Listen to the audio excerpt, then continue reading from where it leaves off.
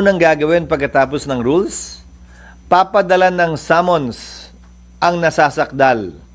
10 araw para sumagot kung hindi siya hihingi ng extension. Pag humingi ng extension, malamang pagbibigyan naman yun ng isa. Ngayon, pagkatapos nun, 10 araw din para magsumite ng reply. Baka humingi din ng extension. Pagkatapos nun, baka humiling naman yung nasasakdal na pagkakataon magsabit ng rejoinder. Hindi ko alam, pero karapatan niya yun. Karapatan din ng prosecution magsabit ng rejoinder. Karapatan din ng magkabilang panig kung tingin nila minahis pa silang sabihin o isumite na pleading, magsumite na tinatawag nating ad cautela pleading. So, mahaba pa yun eh. Tapos magpi-pre-trial. Maghahanda sila ng judicial affidavit, pag-uusapan nila kung ano yung mga admission na pwede na lang sabihin, hindi na kailangan patunayan yan para hindi humaba. Okay na kami dyan, tanggap na namin yan. Kaya nga ang tawag pre-trial, di ba? Kasi hindi pa trial pre.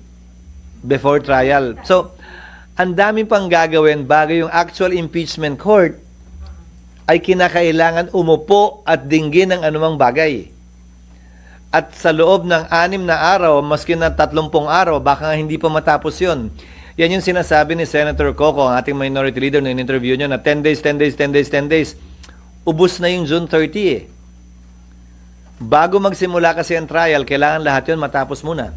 Kaya nga pre-trial ang tawag doon.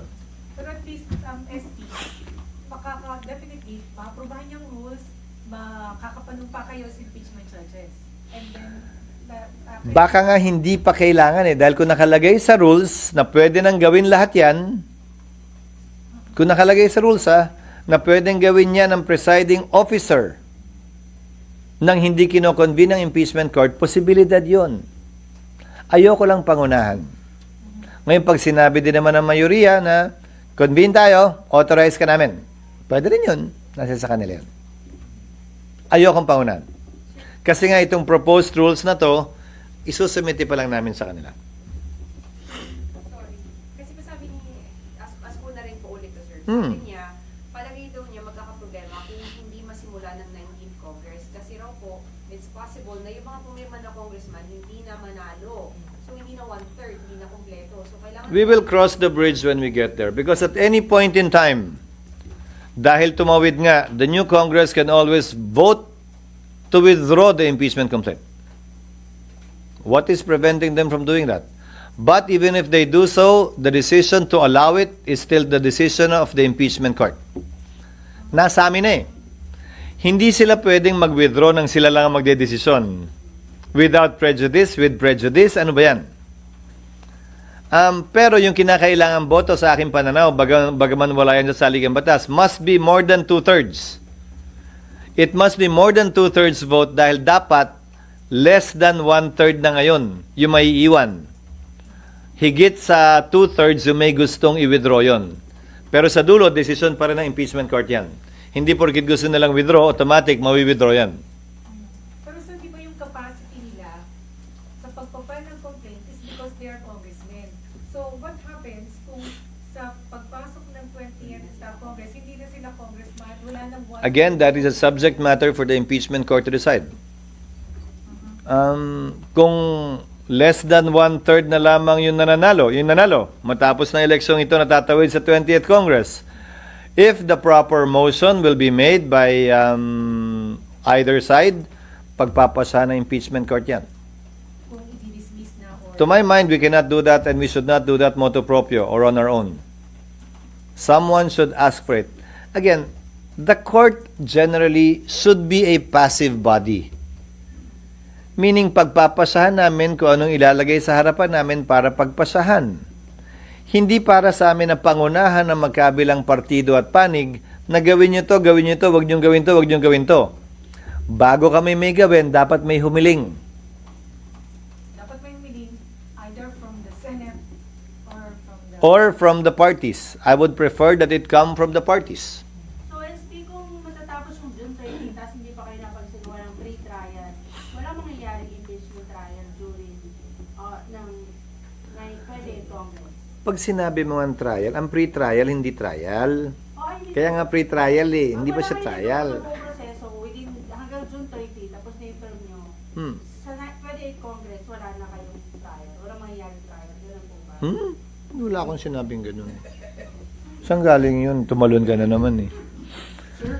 Tumalon ka na naman. Hindi na po na pang grade 3. Ubus na kasi Ano? yung oras niyo. Yung SP, di ba? Doon pa lang sa pag-submit ng documents dun sa proseso. Sinabi ko na sa inyo, di ba?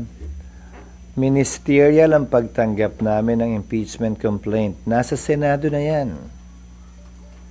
Anumang disposisyon niyang kasong yan, impeachment court na ang magpapasya. Dinismiss ba? Hindi naman. I-dismiss ba namin kung hindi namin matapos lahat ng kailangan gawin? Malamang hindi. So, sino ka, siya o sila para magsabing wala na? Eh hindi pa pinagpapasahan ng impeachment court. SP kasi siguro yung gusto namin ma-picture SP na kung kahit one day makapag-convene kayo in one day. Wala ngang anong gagawin nga. Anong gagawin? Hindi naman kami pwedeng tumanggap ng testigo. So, Wala kaming gagawin. walang maaasahan na at even No, one day. depende nga sa magiging impeachment rules na mapapasa. Kaya nga dapat una muna yon. Pag sinabi ng impeachment rules, dapat convene muna. E di magko-convene kami. Bago itong lahat ng tumagawa, e di magko-convene kami. Pero pag hindi yon ang nakasaad sa rules namin at pwede na namin gawin to nang hindi nagko-convene, e di hindi kailangan mag-convene. Pero But make no mistake, the Senate already has jurisdiction over the subject matter of the impeachment complaint. mangyayari ba yung mag-o-oath na yung mga senators ngayon? Kayo naman, picture lang ang habol nyo at video. Wala namang kinalaman yun doon. That is not our concern. Having your photo up for that oath taking or whatever is not our concern. Our concern is to be able to maximize the available time in the 19th Congress and hopefully be able to save on some time for the 20th Congress when it comes. Sir, clarify ko lang. Sir, yung magiging process so far, if tama ako, sir, i-clarify lang, until June 30, parang ministerial lang yung pangyayari na Hindi ministerial lang. Nagawa na namin yung ministerial na pagtanggap. Hindi ministerial ang pag-approve namin ng rules. Pagdidebatihan yan. Pagbobotohan yan. Kung anong mapapaloob dyan, ilalaman ng rules, debate at boto yan. Amendahan yan ng makailang ulit malamang. So, hindi siya ministerial. Ngayon, kung nakapaloob sa rules, pwede nang gawin lahat ito sa ilalim ng presiding officer lamang. E di, hindi kailangan mag-convene. Pag sinabing dapat mag-convene muna kami para masimulan, e di, hindi nang susundin namin. Pero wala pa yun sa rules ngayon. Kailan kayo, sir, magiging impeachment court? At one point. Kapag ka manumpa na at magsimula na ang trial. Kasi kahit manumpa kami, anong gagawin nga namin? after the Sir, most likely 20th Congress na po. Yes, I've said that since our first press con when they filed it. Sir, so how about Most likely, the actual trial will begin in the 20th Congress. So, sir, before that actual date, anong tawag sa inyo? Walang term. Hindi pa kami impeachment court. Dahil nga hindi pa sumusumpa. Uso naman yan, di ba? Walang label. Sir, paano po kung a little over, more than lang ng 1/3 yung nakabalik dun sa mga pumirma na? I mean, nanalo sa eleksyon. May questionin pa ba yun? Hindi. Basta't- Dahil 1/3 pa rin. Basta't 1/3 pa rin. At saka ang tanong, may magrereklamo ba? Sasabihin ba ng panig ni Vice President Sara, oh, ganito na lang. Again, hindi kami pwede manguna. A court is a passive body. Hindi kami pwede mag-una-una. Iintayin lang namin kung ano yung hihilingin ng magkabilang partido. Hindi para sa amin turuan sila kung anong dapat o hindi nila dapat gawin. May mga abogado silang kukunin para dyan. Hindi para sa amin turuan sila kung anong makakaganda sa kaso nila. Desisyon nila yan. Sila ang bahala dyan. Hahayaan namin silang gawin yan. At kung sakasakaling may mag-raise, mag-bring up ng bagay na yan, we will decide on it as it comes. Sir, sorry. Nandun pa rin tayo sa picture ng wala na. Sir, technical lang po. So, sir, yung impeachment rules, kapag okay na po sa inyo, it has to be approved by plenary. Yes. And then it depends on what is contained in the impeachment rules now. Kasi parang ang expect namin at least may Kaya nga. O pero kahit nga makuha nga yung photo op na yon, anong gagawin namin? Wala pa rin naman kasi papasagot. Remember, we have 6 session days when we resume. Okay? We have 6 session days. From June 2, we have 28 days left, including Saturdays and Sundays. Yung period pa nga lang of the exchange of pleadings, yung palang ubos na yung June 30 eh.